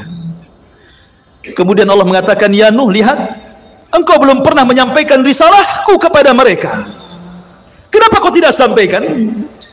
Maka Nuh mengatakan, ya Rabb, aku sudah sampaikan. Kalau engkau tidak percaya, aku punya saksi. Maka Allah mengatakan, kalau begitu datanglah saksi. Maka Nuh alaihi salatu wassalam meminta kepada Rasul kita Muhammad sallallahu alaihi wasallam untuk menjadi saksi bahwa Nuh sudah menyampaikan risalahnya. Maka Allah panggil Rasul kita Muhammad sallallahu alaihi wasallam, ya Muhammad, kenapa kok mau jadi saksi kepada Nuh alaihi salatu wassalam? Bukankah usiamu dengan usia Nuh terpaut jauh dan engkau tidak hidup di zaman Nabi Nuh? Bagaimana kau akan jadi saksi mereka? Maka Rasulullah SAW mengatakan, ya Rabb, ya aku tidak hidup di zaman Nabi Nuh, tetapi aku yakin bahwa Nuh sudah menyampaikan risalahnya. Maka Allah mengatakan, apa yang membuat anda yakin bahwa Nuh menyampaikan risalahnya? Maka Rasul mengatakan, karena engkau yang bicara seperti itu ya Rabb. Kemudian Rasul membacakan suratun Nuh. Engkau yang ngomong dalam Al-Quran bahwa Nuh sudah menyampaikan risalahnya. Maka Allah mengatakan, shadaqta, benar engkau. Wa kadzabu haula, dan mereka sudah berdusta. Kemudian berpindah kepada nabi berikutnya sampai di akhir dengan Isa bin Maryam, nabi yang terakhir dari nabi-nabi Bani Israel. Inilah isyarat bahwa nabi akan menjadi saksi bagi seluruh para nabi. Ketika nabi hendak rindu ingin mendengar Al-Quran, yang dipanggil siapa? Abdullah bin Mas'ud. Abdullah bin Mas'ud, bacakan, iqra alayya al-Quran, baca untukku Quran. Kata Abdullah bin Mas'ud, ya Rasulullah, aqra'u alaika al-Quran wal Quranu unzila ilaika? Rasul, Apakah saya harus membaca Quran sementara Quran turun kepadamu? Oh tidak. Kata Rasul, Iqra, baca, saya ingin mendengarkan suaramu. Maka kata Abdullah bin Mas'ud, baik. Akhirnya Abdullah bin Mas'ud membaca suratun Nisa sampai kepada ayat. Apa ayatnya? Hatta idza ji'na min kulli ummatin bisyahid wa ji'na bika ala haula'i syahida. Bagaimana ya Muhammad kalau tiap-tiap umat itu mendatangkan saksi-saksinya, kemudian engkau menjadi saksi mereka? Maka Nabi SAW kemudian menangis dan mengatakan, ya Abdullah, hasbuka, hasbuka, cukup, cukup. Maka Abdullah bin Mas'ud melihat Rasul menangis sehingga membasahi janggutnya. Rasul akan menjadi saksi bagi setiap umat dan setiap nabi. Setelah para nabi kemudian dimintai pertanggungjawabannya, barulah Allah Subhanahu wa taala mengarah kepada umatnya, kepada kita semuanya. Baru Allah Subhanahu wa taala bertanya kepada kita. Disitulah yang disebut dengan al-aradu. Arad. Apa itu arad? Allah Subhanahu wa taala akan tampakkan kepada kita perbuatan kita di bumi, Allah tampakkan di akhirat. Allah tampakkan tuh. Ya. Kemudian Allah Subhanahu wa taala memberikan catatan kepada hamba, setiap hamba itu diberikan catatan. Kalau Allah mengatakan Iqra kitabak, baca bukumu, maka dia pun membaca. Dia pun membaca apa yang sudah dia lakukan. Ingat, khususiyah yaumul akhir, kehususan hari kiamat, di mana Allah berikan memori hafalan manusia dikembalikan. Mereka kuat hafalannya. Kalau sekarang di dunia 1 minggu kemarin Anda pernah mengucapkan apa, Anda pernah berbuat apa, Anda pernah mendolimi siapa, Anda pernah hasad kepada siapa, lupa antum. Baru 1 minggu tuh, ya kan? Baru 1 minggu sudah lupa kan itu ya. Tapi di akhirat Allah berikan kekuatan hafalan. Sejak antum akil balik sampai antum diwafatkan, hafal antum. Oh, jam segini hari ini tanggal sekian sekian aku begini begini begini. Hafal. Untuk dicocokkan dengan catatannya. Dan ketika itu ikhwatu fiddin tidak bisa berdusta di hadapan Allah. Yauma nakhtimu ala afwahihim wa tukallimuna aydihim wa tashhadu arjuluhum bima kanu ya'malun. Mulut terkunci, tangan bicara, kaki menyaksikan apa yang sudah diperbuatnya. Bayangkan, saksi bukan hanya anggota badan, bahkan kulit jadi saksi. Kulit tiba-tiba bicara di hadapan Allah dan menyalahkan badannya. Akhirnya badan kemudian mengkritik kulit dan mengatakan, lima syahidtum alaina, kenapa engkau wahai kulit menjadi saksi bagi badanmu sendiri? Kata kulit, antaqana Allah, Allah yang membuat bicara, aku mau apa? Tidak cukup dari situ, bumi yang kita pijak akan jadi saksi. Karena yauma idin tuhadditsu akhbaraha, pada hari itu bumi menghabarkan kisah-kisah orang yang pernah di atas bumi itu. Lautan akan jadi saksi, langit akan jadi saksi, malaikat akan jadi saksi. Siapa yang bisa mungkir dari kesalahan, ikhwan? Semua jadi saksi. Di bumi antum bisa bayar lawyer, cari yang pandai bicara, dia bisa mendustakan yang jujur didustakan. Di akhirat lawyer aja butuh lawyer, lawyernya butuh lawyer, pengacaranya butuh pengacara. Tapi di akhirat tidak ada pengacara. Apa yang mau diacarakan? Nggak ada pengacara. Ya. Semua jadi saksi. Ma'asyiral muslimin yang dimuliakan Allah Subhanahu wa taala, mulailah manusia dihisab. Pertama, kemudian Allah Subhanahu wa taala akan terbangkan catatannya. Di situ ada yang mengambil dengan tangan kanannya, dengan tangan kirinya, dengan tangan kiri dari belakangnya, dan itu menunjukkan keselamatan dan tidaknya orang. Orang yang beriman ambil dengan tangan kanannya. Dengan bangganya dia mengatakan, ha umukra'u kitabiyah. Baca kitabku, katanya. Dia sudah tahu isinya baik. Itu bangga dia. Tetapi orang-orang yang mengambil catatan dengan tangan kirinya, dia mengatakan apa? Ya laitani lam uta kitabiyah walam adri ma hisabiyah. Duhai kiranya aku tidak mau mengambil catatanku dan aku tidak tahu apa hisabku. Sampai terakhir dia mengatakan, ma agna anni maliyah halaka anni sultaniyah. Duhai kiranya kekuasaan yang aku bangga-banggakan di dunia nggak ada manfaatnya. Duhai kiranya harta yang bertumpuk di dunia pun tidak ada faedahnya. Menyesal dia. Kan itu ya. Kemudian mereka dikumpulkan di padang mahsyar, terjadilah hisab kepada binatang. Di situ dikumpulkan semua binatang, mulai dari semut sampai kepada buaya darat, dikumpulkan semua di situ. Kenapa? Karena di antara binatang juga ada yang saling mendolimi, yang bertanduk nanduk, yang tidak bertanduk. Buaya makan ular, ular makan binatang lainnya. Binatang ini terus makan makanan sampai ke yang kecil, saling makan memakan. Zalim di antara binatang. Allah Maha Adil. Ada hisab di antara binatang. Yang tadinya kambing yang bertanduk, yang suka nanduk, yang tidak bertanduk, tanduknya dicabut, diletakkan kepada yang tidak bertanduk. Tanduklah seberapa banyak kau ditanduk di bumi, katanya. Terjadi hisab. Tapi mereka tidak diazab. Mereka hanya dihisab saja. Setelah binatang-binatang dihisab, Allah mengatakan kunu turaba, jadilah kalian tanah. Orang-orang kafir melihat ketika binatang-binatang habis dihisab jadi tanah, maka mereka mengatakan, ya laitani kuntu turaba, duhai kiranya aku jadi tanah juga lah, katanya. Tapi tidak mungkin jadi tanah. Tetap mereka dihisab dan diazab. Ikhwan, manusia akan dikumpulkan selama 50 alfasanah, 50.000 tahun dalam kondisi berdiri. Tidak ada di padang mahsyar itu yang duduk kayak antum gini, enak kali. Apalagi sambil baring bawa tikar, nggak ada tikar. Posisi mereka berdiri karena Allah mengatakan yauma yaqumun nasu lirabbil alamin. Pada hari itu manusia berdiri menghadap Rabbnya. Kenapa tidak ada yang duduk, tidak ada yang berbaring? Karena kalau duduk maka dia akan tenggelam dengan keringatnya. Berbaring apalagi? Bagaimana tidak, matahari diletakkan di atas kepala 1 mil.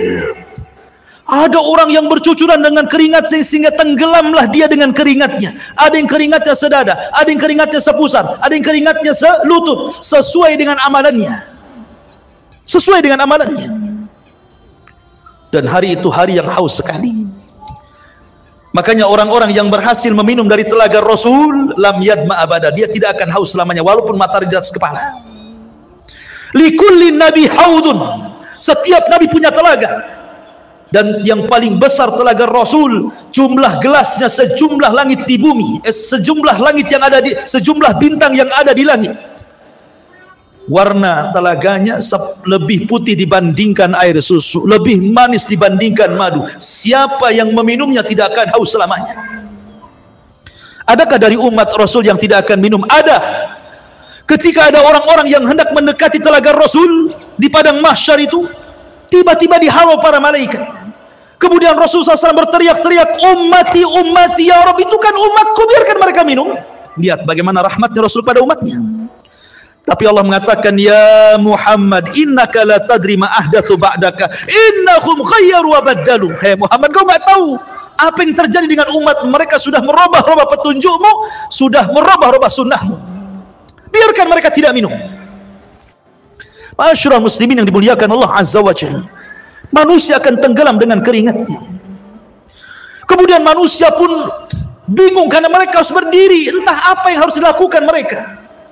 Mereka menunggu faslul qadha, bagaimana putusan Allah kepada mereka, masih bingung. Akhirnya mereka pun berjalan kepada Adam, ya Adam, engkau kan bapak kami, mintalah syafaat kepada Allah. Tidakkah kau lihat, tidakkah kau iba kepada kami, kami sulit nih di sini. Kata Adam, aku nggak bisa nolong kalian. Pergi ke Nuh. Berangkatlah mereka ke Nabi Nuh alaihi salatu wassalam. Nuh juga i'tidar, tidak bisa memberikan syafaat. Kata Nuh, sebaiknya kalian kepada Ibrahim, temui Nabi Allah Ibrahim alaihi salatu wassalam. Berangkat mereka ke Nabi Allah Ibrahim. Ya Ibrahim, wahai Ibrahim, anta Khalilur Rahman, kau adalah kekasih Allah. Ala tara ila ma nahnu fi, tidakkah kau lihat, tidakkah kau iba melihat kondisi kami? Kata Ibrahim, tidak, aku pernah berdosa 3 kali. Sebaiknya kau datang kepada Musa, temui Nabi Musa. Berangkat ke Musa. Kata Musa, aku juga tidak bisa karena pernah membunuh orang. Ke Isa saja, temui Nabi Isa.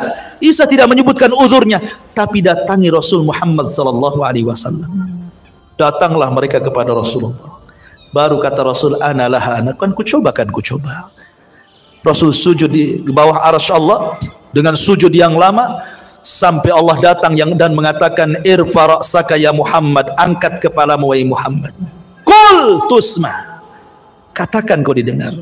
Sal tu'ta, minta kau diberi. Isfa tu syafa, minta syafaat kau diberikan syafaat. Ma'asyiral muslimin yang dimuliakan Allah Azza wa Jalla, kembali kepada proses hisab. Hisab ini ada dua macam. Ada yang disebut dengan hisaban yasira, hisabnya mudah. Ada yang disebut hisaban asira, hisabnya sulit. Dan ada yang ketiga tanpa hisab. Ada kelompok-kelompok yang tidak dihisab. Karena Rasulullah SAW pernah ditampakkan dari 70.000 umatnya, mereka tidak dihisab, tidak diadab, direct masuk surga. Kemudian ketika ditanya siapa mereka orang-orang yang tidak dihisab itu Rasul, kata Rasul, alladzina la yastarqun wa la yaktawun wala yatatayyarun wa ala rabbihim yatawakkalun, orang yang tidak minta diruqyah, tidak minta dikai besi panas yang digunakan untuk perobatan, dan tidak tatayur menjadikan sial dan hoki kepada sebuah benda atau suara, dan mereka senantiasa tawakal kepada mereka. Orang-orang yang masuk surga tanpa hisab dan adab, tidak akan dikumpulkan di padang mahsyar, direct masuk surga. Tetapi orang-orang yang hisabnya sulit dan orang yang hisabnya mudah tetap di padang mahsyar. Cuman mereka tidak sampai 50.000 tahun, tergantung hisabnya. Kalau hisabnya mudah sebentar saja, karena umat Islam, orang-orang yang beriman, hisabnya cepat. Allah hanya menghisab manusia itu setengah hari. Bagi orang-orang yang beriman, tidak sampai 50.000 tahun, setengah hari saja. Tapi setengah hari kehidupan akhirat, bila dibandingkan dengan kehidupan dunia, sama dengan 500 tahun. Karena Allah mengatakan, inna yauman inda rabbika ka'alfi sanatin mimma ta'udun, satu hari kehidupan akhirat sama dengan 1000 tahun kehidupan dunia. Berarti setengah harinya 500 tahun. Dan orang yang beriman yang mendapatkan hisab itu hanya dari ba'da zuhur ke ba'da asar saja, setengah hari. Tapi setengah hari kehidupan akhirat, bukan setengah hari kehidupan dunia. Ya, 500 tahun juga. Makanya orang-orang miskin lebih dahulu masuk surga setengah hari dibandingkan orang kaya. Orang kaya nunggu dulu 500 tahun baru masuk surga. Orang miskin masuk surga. Kenapa? Pertanyaannya berat. Min aina iktasabahu wa fima anfaqahu, dari mana kau dapatkan harta itu, kemana kau belanjakan? Kan itu ya, banyak pertanyaannya. Kos-kosan 5-5-nya ditanya, kan itu ya. Antum punya apa lagi? Mobil 3 direntalkan, semua ditanya. Dari mana kau beli mobil itu, kemana kau belanjakan? Semua ditanya, akan ditanya semuanya. Satu hari antum belanja seberapa kali ke mall tuh, ditanya. Kan itu, emang nggak ditanya dibelanjakan, semua ditanya. Ini makanan yang kita makan ditanya, minuman yang kita minum ditanya. Makanya Allah mengatakan, falyangduril insan ila ta'ami, hendaklah manusia melihat kepada makanan yang dimakannya, karena semua akan ditanyakan. Allah mengatakan dalam Al-Quran, dalam surah Al-Hakumut Takatsur, la tus'alunna yawma idzin anin na'im, akan ditanya pada hari kiamat itu semua nikmat yang Allah anugerahkan kepada kita. Ingat, hisab itu ada dua cara. Orang yang berdebat dalam hisab celaka dia, pasti masuk neraka. Man nukisha fil hisab halak, kata Rasul. Orang yang melakukan perdebatan dengan Allah ketika hisab, celaka dia. Maksudnya apa? Allah akan mengatakan, dulu ku beri mata kau, sudah kau syukuri matamu? Jawab. Maka dia mengatakan, belum ya Rabb. Dulu kau beri telinga, itu sebagai amanah, kau gunakan untuk apa telingamu? Untuk maksiat kau untuk taat? Oh, untuk maksiat ya Rabb. Terjadi dialog. Ya, kalau terjadi munaqashah, dialog seperti ini, celaka orang ini. Tetapi kalau yang kedua ini tidak terjadi dialog, dia hanya mengiyahkan saja kata Allah, bukankah dulu di bumi aku berikan begini? Iya. Bukankah dulu di bumi aku berikan ini? Iya. Iya, gitu saja. Dia nggak bantah. Maka Allah mengatakan, al-an satartuka wa ghafartu dzanabak. Al-an satartuka, sekarang kututupi dosamu, wa ghafartu dzunubak, dan ku ampuni dosa-dosamu. Ini hisaban yasira namanya, hisab yang mudah, hanya ditanya tapi tidak perlu jawab. Tetapi yang memerlukan jawaban sehingga terjadi munaqashah, dialog antara Allah dengan kita, ini celaka orang ini, ya, pasti binasa orang ini. Hisabnya sulit. Ketika semua sudah dihisab, maka datanglah mizan, timbangan. Barulah timbangan. Faman thaqulat mawazinu fahuwa fi 'ishatir radiyah wa man khaffat mawazinu fa ummuhu hawiyah wa ma adraka ma hiya narun hamiyah. Siapa yang berat timbangan baiknya, maka dia dalam kehidupan yang diridai masuk surga. Tapi siapa yang berat timbangan buruknya, dipastikan masuk neraka. Ma'asyiral muslimin, setelah terjadi penimbangan amal, maka manusia mulai dikelompokkan tuh dengan sesembahannya masing-masing. Nyembah apa antum di bumi? Nyembah pohon, bersama pohon itu. Nyembah ular sendok, bersama ular sendoknya. Nyembah apa lagi? Batu, bersama batunya. Semua orang dikumpulkan dengan sesembahannya. Dan ketika orang-orang kafir, orang munafik, orang yang beriman sudah terkelompok-kelompok, maka Allah mengatakan wasiqal ladzina kafaru ila jahannam zumara. Giring orang-orang kafir itu, masukkan ke neraka saja. Mereka tidak akan sempat meniti siratal mustaqim. Padahal Allah mengatakan wa in kuntum illa wariduha, kalian pasti akan melewatinya. Tapi orang kafir direct masuk neraka, tidak ada lintas melintasi siratal mustaqim. Ketika semua orang-orang musyrik, orang kafir sudah Allah masukkan ke neraka, tinggal mukmin dan munafik. Di sini Allah Subhanahu wa taala bagikan cahaya, setiap orang dapat cahaya. Cahaya itulah bekal kita meniti titian siratal mustaqim, karena itu gelap. Neraka jahanam itu gelap karena titian itu terbentang di neraka jahanam.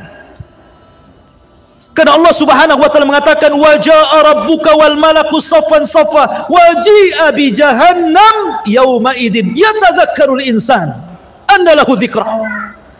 Ketika Allah datang menemui makhluknya di padang mahsyar, malaikat bersop-sop, Allah katakan jahanam tarik ke sini. Jahanam pun ditarik.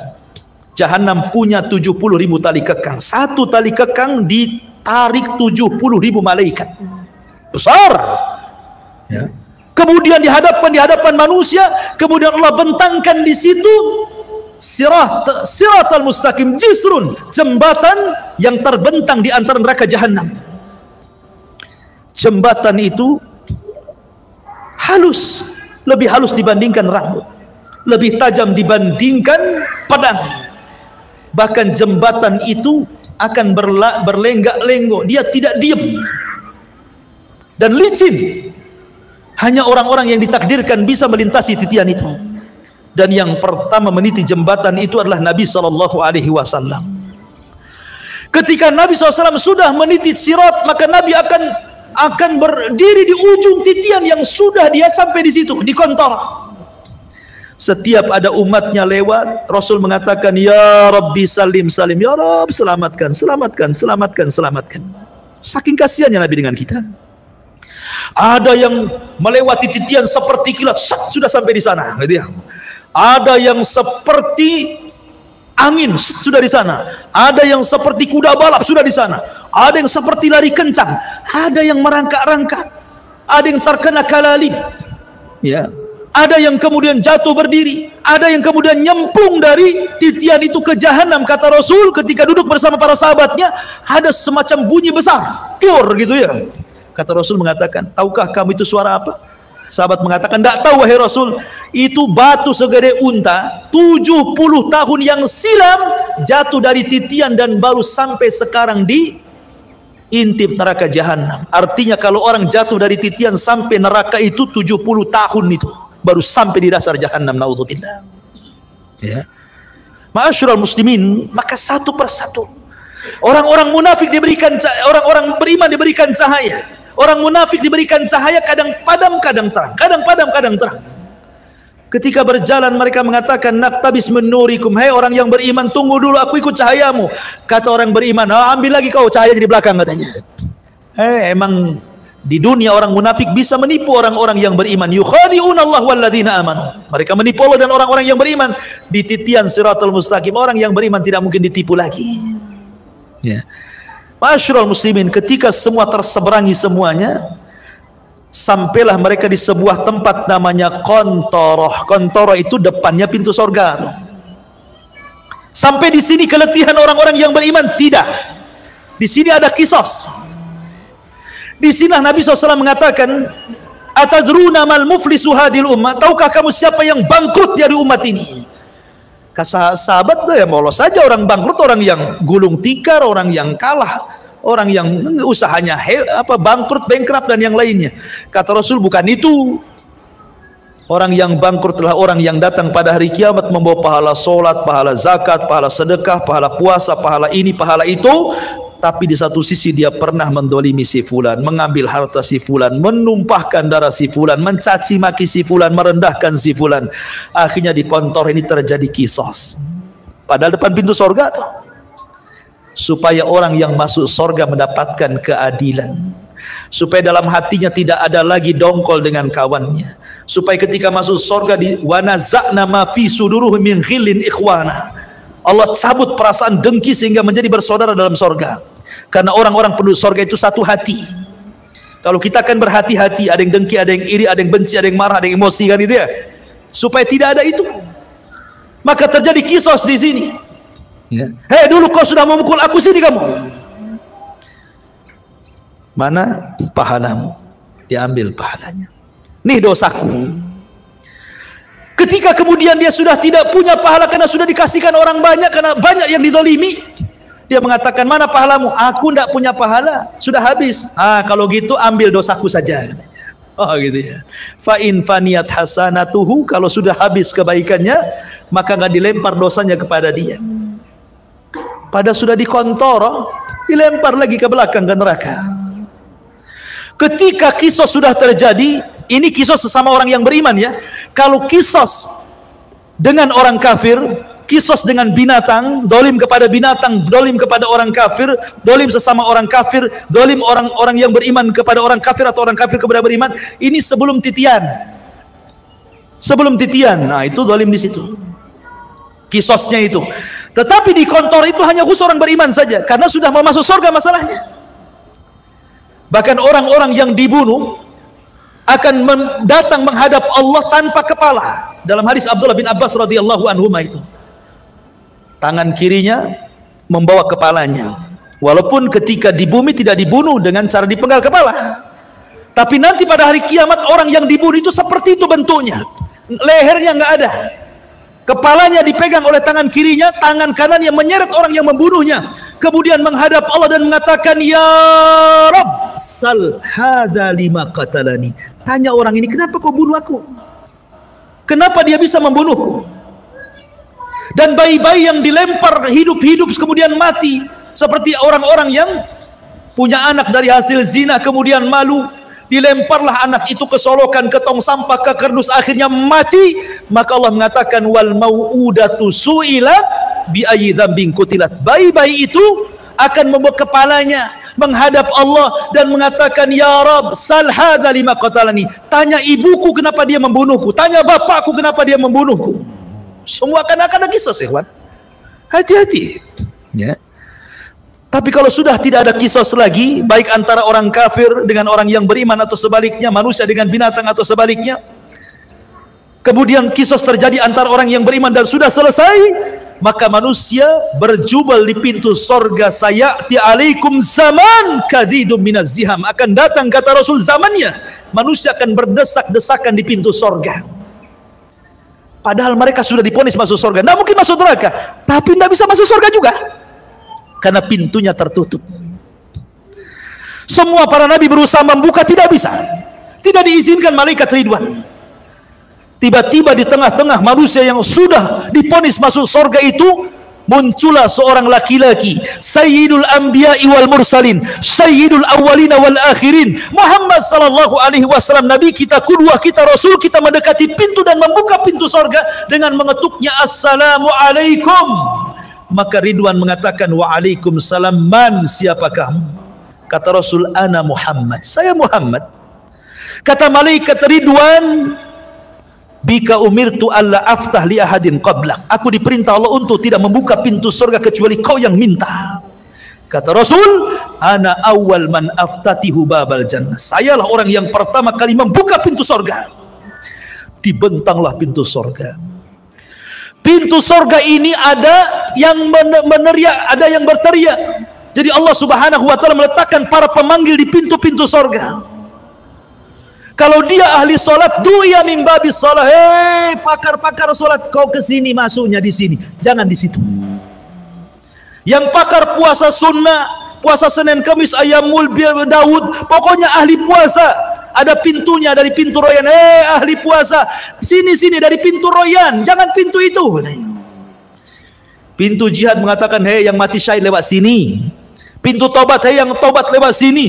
Masing-masing pintu itu menyeru kepada keahlian ibadahnya masing-masing. Dan sorga itu memiliki 8 pintu, berbeda dengan neraka 7 pintu. Kenapa? Biar menunjukkan bahwa rahmat Allah lebih luas dibandingkan murkanya. Makanya dibuat pintu surga lebih banyak dibandingkan pintu neraka. Karena Rasul mengatakan, Allah berfirman, inna rahmati wasiat ghadabi, rahmatku lebih luas dibandingkan murkahku. Ma'asyiral muslimin, ketika ada orang yang berdiri di pintu surga, dia berdiri nih, dia nggak mau masuk surga. Kata Allah, udkhulul jannah bi rahmati, masuk ke dalam surga dengan rahmatku. Orang ini mengatakan, ya Rabb, oh enggak, saya enggak mau masuk surga dengan rahmatmu ya Rabb. Kalau masuk surga karena rahmatmu itu bagi orang yang melakukan dosa kemudian bertobat, kau kasih sayangi dia, akhirnya kau katakan masuk dengan rahmatmu. Aku ini enggak pernah berbuat dosa, aku ingin masuk surga dengan amalanku. Wow, dia merasa bangga dengan amalannya, karena aku enggak pernah berbuat dosa, masukkan aku dengan amalanku, katanya. Baik, kata Allah, hitung amalan berapa. Dihitung amalannya, rupanya amalannya tidak sebanding dengan satu nikmat yang Allah berikan, nikmat penglihatan. Karena amalannya lebih banyak daripada melihat. Karena takut dia tidak bisa masuk surga dengan amalannya. Kalau gitu, ya Rabb, masukkan aku dengan rahmatmu ke dalam surga, katanya. Ya, karena masuk surga itu karena rahmat Allah. Kata sahabat, wala anta ya Rasul, termasuk engkau wahai Rasul, termasuk saya. Allah masukkan saya ke surga karena rahmatnya. Tapi Allah masukkan ke neraka karena keadilannya. Ma'asyiral muslimin yang dimuliakan Allah Subhanahu wa taala. Ketika kemudian penduduk surga masuk ke dalam surga, kemudian malaikat surga mengatakan, salamun alaikum bima sabartum fa ni'ma uqbaddar. Keselamatan bagi kalian wahai penduduk surga.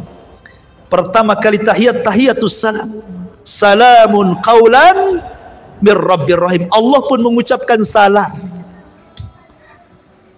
Orang-orang tertentu saja mendapatkan salam di dunia itu, seperti Khadijah, istri Nabi.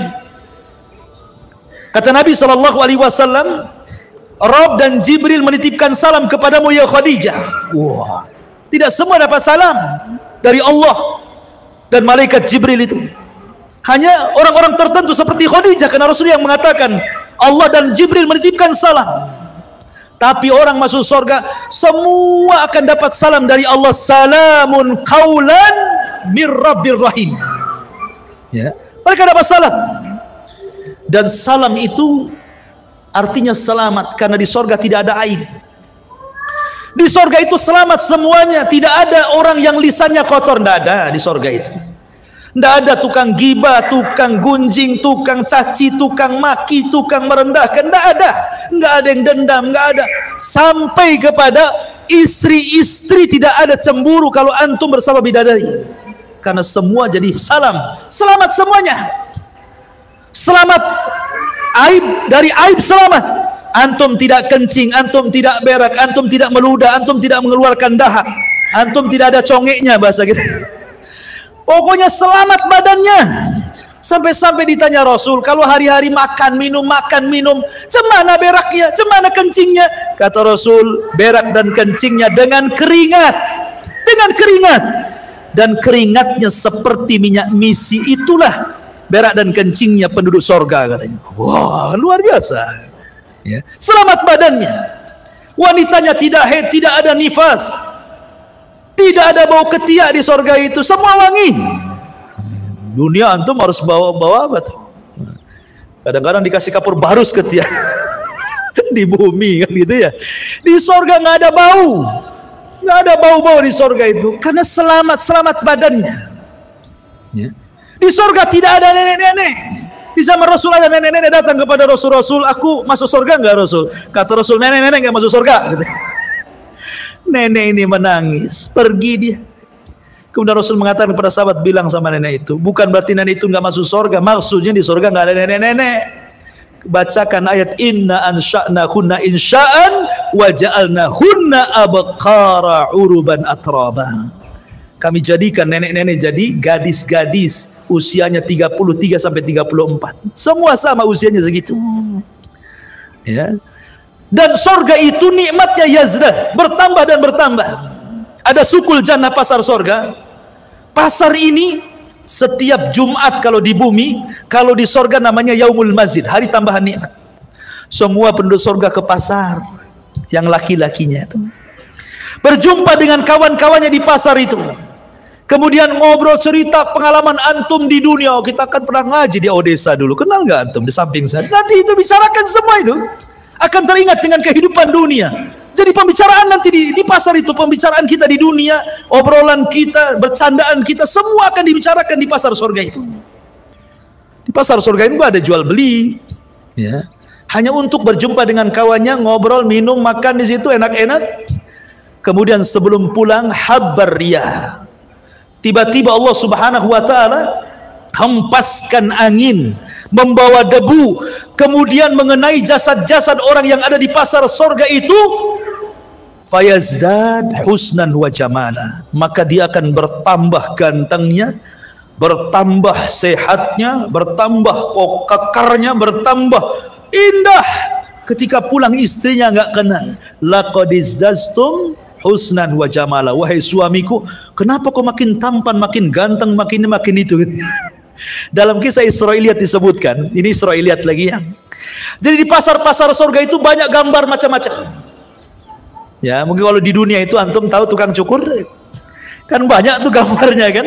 Ada yang jadi sebegini rambutnya, jadi sebegini rambutnya, jadi sebegini, kan banyak tuh. Tinggal tunjuk saja, cukur saya seperti ini. Nanti dicukur kayak gitu kan. Nah di surga itu akan dibentuk tuh macam-macam gambar yang ganteng-ganteng itu, tinggal nunjuk saja Anda akan seperti itu. Itu cerita Israiliyat. Ya, ya. Oh kayak gitu. Kayak siapa? Antum kayak Abu Humairah, jadilah Abu Humairah. Gak mau lah gemuk gitu.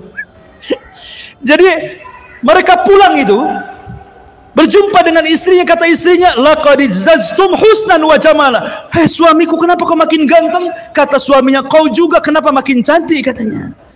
Jadi setiap minggu kenikmatan itu bertambah, makin ganteng, makin ganteng, makin ganteng.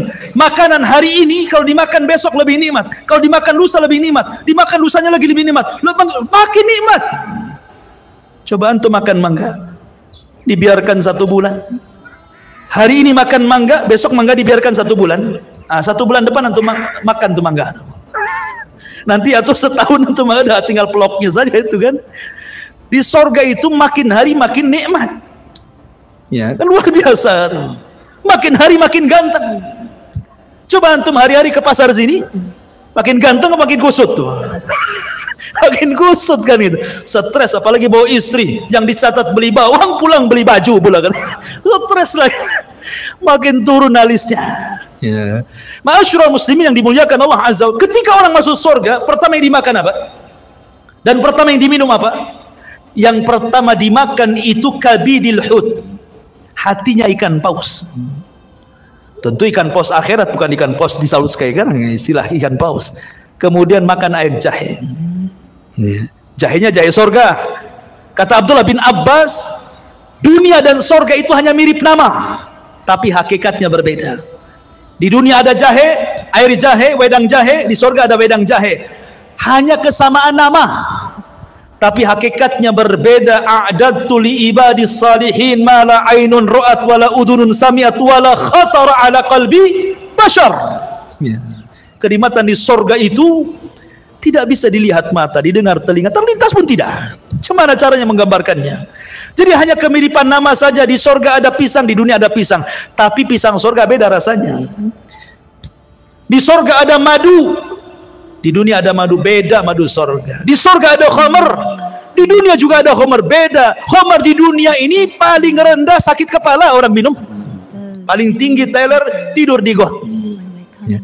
Tapi khamar di sorga itu ladzatul lisyaribin, lezat bagi peminumnya, lezat.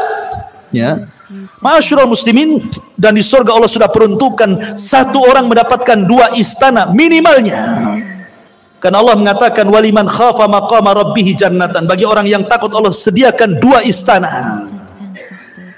Dan dia akan mendapatkan nikmat yang besar sebagaimana ahlun nar akan mendapatkan azab yang besar. Ketika penduduk sorga idza dakhala ahlul jannatal jannah wa idza dakhala ahlun naron nara, apabila penduduk sorga masuk ke dalam sorga, penduduk neraka masuk ke neraka, ji'a bil mauti ala suratil kabsi, didatangkan kematian dalam bentuk kambing gibas, disembelihlah kematian itu sehingga tidak ada kematian lagi. Maka datanglah penyeru kepada penduduk sorga, ya ahlal jannah la mautalakum wa ya ahlan nar la mautalakum. Hei penduduk sorga, tidak ada kematian. Hei penduduk neraka, tidak ada kematian. Maka penduduk sorga akan mendapatkan nikmat selamanya, dan penduduk neraka akan mendapatkan azab selamanya. Itulah ringkasan perjalanan manusia dari kelahiran sampai wafat, sampai di padang mahsyar, sampai masuk ke dalam sorga dan neraka. Tentu yang saya ceritakan ini bagian kecil, hanya gambaran. Karena hakikatnya jauh dibandingkan yang diceritakan. Sehebat apapun orang menggambarkan sorga, sorga menyelisihi gambarannya. Karena sorga tidak bisa dibayangkan. Kita hanya menukilkan sabda-sabda Nabi, ayat-ayat Al-Quran. Beginilah gambaran sorga. Karena tidak semua dibentangkan. Ya. Oleh karena itulah perlu keimanan yang kuat tentang adanya hari akhir. Makanya di antara satu dari rukun-rukun iman, al-imanu bil yaumil akhir, beriman dengan hari akhir. Wallahu a'lam bishawab.